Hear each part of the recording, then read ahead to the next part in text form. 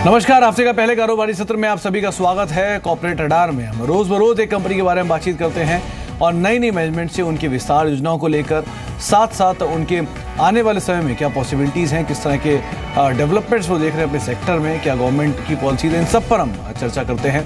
और आज भी हमारे साथ एक कंपनी की मैनेजमेंट मौजूद है, हमारे साथ सेट एंड क्रेडिट केयर की मैनेजमेंट मौजूद है। मिस्टर एचपी सिंह हैं, CMD कंपनी के, उनसे हम बातचीत करेंगे। लेकिन उससे ठीक पहले वो मार्केट्स में नजर डाल लेते हैं। करीब 111 अंक ऊपर कामकाज कर रहा है सेंसेक्स 30,299 के स्तरों पर, और निफ्टी में भी तेजी देखी जा रही है, करीब 0.5% के आसपास की। Mid cap small cap index दोनों इंडेक्सेस करीब आधा से 1% के आसपास की बढ़त के साथ कामकाज कर रहे हैं। अब बातचीत करते हैं आज की मैनेजमेंट से, आज के मेहमान से। मिस्टर सिंह हमारे साथ मौजूद भी हैं। मिस्टर सिंह नमस्कार, स्वागत है कार्यक्रम में। पहले तो बहुत बहुत शुक्रिया अपना समय में देने के लिए और हमारे साथ बातचीत करने के लिए। आपके साथ सबसे पहली चीज़ जो मैं चर्चा करना चाहूँगा वो ये कि आपके सेक्टर में बहुत सारे उठापटक हैं। एक तो बहुत बड़ा कंपटीशन खड़ा है आपके सामने, और दूसरा पिछले 1 साल में नोटबंदी जैसे बहुत सारे बड़े इवेंट्स भी हुए हैं।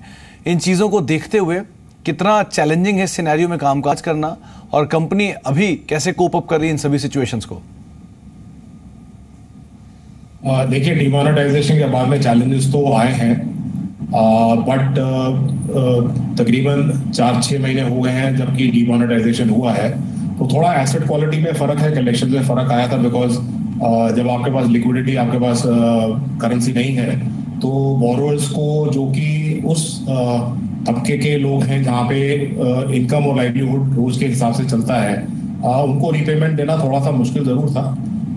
बट जैसे जैसे करेंसी वापस सिस्टम में आई है और जैसे जैसे लाइवलीहुड और उनकी इनकम कैपेबिलिटीज ठीक होनी शुरू हुई है, हमारी जो कलेक्शन एफिशिएंसी जो कि पहले काफ़ी गिरी हुई थी, तकरीबन 50% के आसपास थी, अब दोबारा उठ के तकरीबन 94-95% के आसपास आ चुकी है। ये जो इंडस्ट्री है, इस इंडस्ट्री में हमेशा से ही जो कलेक्शन एफिशिएंसी है वो तकरीबन 99.5-99.8 के इर्द गिर्द रही है।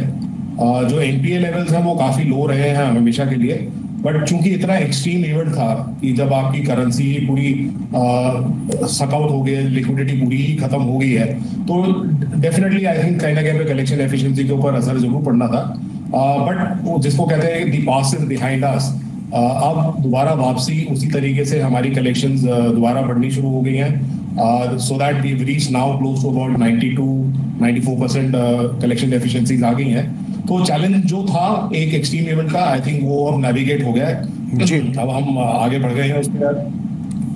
और कंपटीशन को जिस तरीके से आपने बोला, कंपटीशन अब जैसे जैसे स्मॉल फाइनेंस बैंक एक कैटेगरी बन गई है जो RBI ने बनाई है, धीरे धीरे आई थिंक हमारे को ये लगता है कि जो माइक्रो फाइनेंस इंस्टीट्यूशन जिस तरीके के हम हैं, जो अब इस फील्ड में रह जाएंगे, हमारे लिए अब फील्ड काफी बड़ी हो जाती है, क्योंकि कंपटीशन धीरे धीरे, जो स्मॉल फाइनेंस बैंक है वो धीरे धीरे माइक्रो फाइनेंस से अपने आप को हटाएंगे, वो दूसरे फाइनेंशियल प्रोडक्ट्स की तरफ ज्यादा जाएंगे। सो जिसका तात्पर्य, जिसका अंजाम ये होगा कि हमारे को एक फील्ड काफी ओपन मिलेगी जिसके अंदर कंपटीशन बल्कि कम होगा। तो हमारे लिए this is a very positive factor, and micro finance के लिए this is a very positive factor that, जिसको हम देख रहे हैं कि मतलब आगे के लिए काफी बढ़ोतरी मिलने वाली है। ओके सर, आपने रिसेंटली हाउसिंग फाइनेंस कारोबार के अंदर भी फोरे किया है, 2017 में आपने उस पर एक्सपैंड भी किया है। इस कारोबार के अंदर कितनी संभावनाएं आपको दिख रही हैं, और आपको लगता है कि जो आपका एग्जिस्टिंग बिजनेस है माइक्रो फाइनेंस का, उस कारोबार से ज़्यादा अच्छे मार्जिन्स यहाँ पे मिलेंगे और ज़्यादा अच्छी डिमांड आएगी? देखिए, जो हमारे प्राइम मिनिस्टर का भी मोटिव यही है कि 2022-2027 तक housing for all, which means major जो हमारा चंक है वो है अफोर्डेबल हाउसिंग का। सो हमने उसको देखते हुए, प्लस हमारी जो रीच है रूरल स्पेस में माइक्रो फाइनेंस के थ्रू, हम ये सोचते हैं कि हम इसमें बहुत बेहतर काम कर सकेंगे बनस्पत बाकी लोगों के जिनकी इतनी रीच नहीं है रूरल के अंदर या गांव के अंदर या छोटे कस्बों के अंदर या छोटे टाउन्स के अंदर। सो हमें लगता है कि हाउसिंग को जब हम लेके आएंगे, क्योंकि हमारी रीच इतनी बड़ी है, हम हाउसिंग के अंदर भी बहुत बड़ा काम कर सकेंगे इसके अंदर। अब आप छोटा सा अगर मैं आपको उदाहरण दूं कि जो रूरल एसेट्स है, रूरल एसेट्स का मतलब है जैसे गांव का घर है या गांव की कोई जमीन है, उसको कभी भी मॉर्गेज पे रखे या उसके अगेंस्ट में कभी भी लोन नहीं लिया गया। अगर लोन लिया गया तो वो महाजन से लिया गया या है उन लोगों से लिया गया जिनका इंटरेस्ट रेट बहुत हाई है। परंतु जब हम इसके अंदर पहुंचेंगे तो हमारे को एक बहुत बड़ी फील्ड अगेन मिलेगी, जिसके अंदर हम हाउसिंग के लिए, सपोज उन्होंने दो कमरे बनाने हैं, उसके लिए उनको 1.5 लाख रुपए का लोन चाहिए। आज की डेट में कोई भी हाउसिंग फाइनेंस कंपनी नहीं है वहां पे जो ये करती है, कोई भी बैंक नहीं है जो इसके अंदर जाके ये कर सकता है। परंतु क्योंकि हमारी रीच है, हम माइक्रो फाइनेंस में वहां पहुंचे हुए हैं, तो हमारे लिए बहुत ही आसान हो जाएगा इस वाले सेगमेंट को देखने के लिए। सो हाउसिंग डेफिनेटली हमारे को बहुत बड़ा एडवांटेज देगा आगे जाते हुए, एंड इसीलिए इसी को देखते हुए और इसी को करते हुए हमने हाउसिंग फाइनेंस कंपनी का भी जो गठन किया है वो इसी वजह से किया है। जी, यूपी और बिहार दो ऐसे एरियाज हैं जहां पे आपकी प्रोमिनेंट प्रेजेंस है, और फिर धीरे धीरे आपने एक्सपैंड किया उसे पंजाब और बाकी एरियाज के अंदर भी।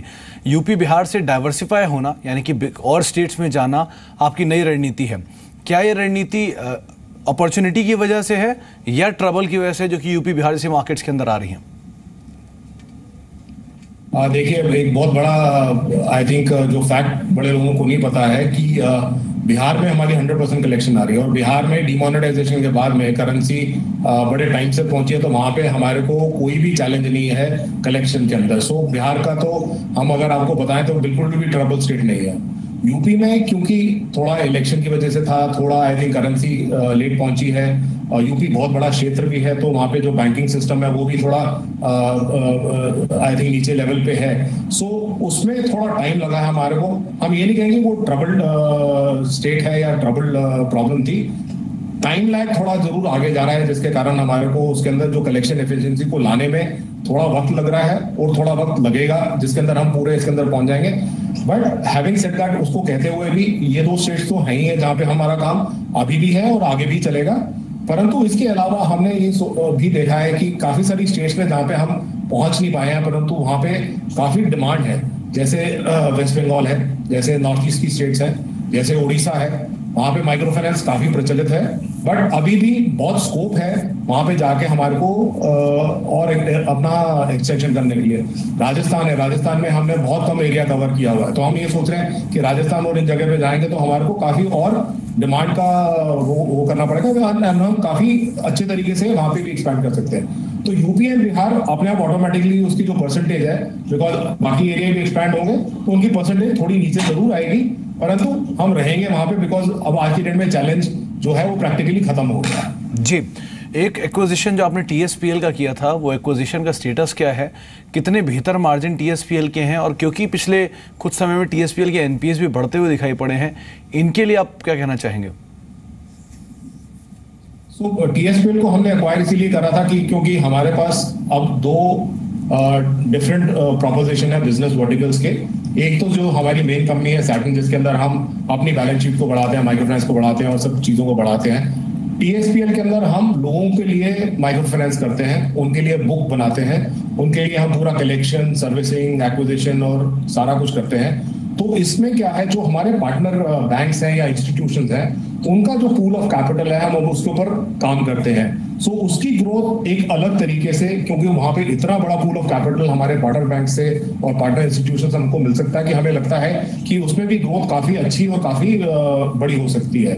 सो टीएसपीएल का एक्विजिशन इसी वजह से था। नोटबंदी के बाद में डेफिनेटली देखिए थोड़ा बहुत तो प्रॉब्लम आया ही है, चाहे वो टीएसपीएल हो चाहे वो सैटिन हो, बट उसके अंदर भी धीरे धीरे हमारे लेवल्स अब बेटर हो रहे हैं, कलेक्शन एफिशिएंसी उसमें भी बेटर हो रही है। धीरे धीरे करते हुए हम और पार्टनर ऐड करेंगे और उसके अलावा हमारे को और पूल ऑफ कैपिटल मिलेगा, तो उसमें भी ग्रोथ उसी तरीके से हम आगे देखना चाहते हैं और क्वालिटी ग्रोथ को हम आगे देखें।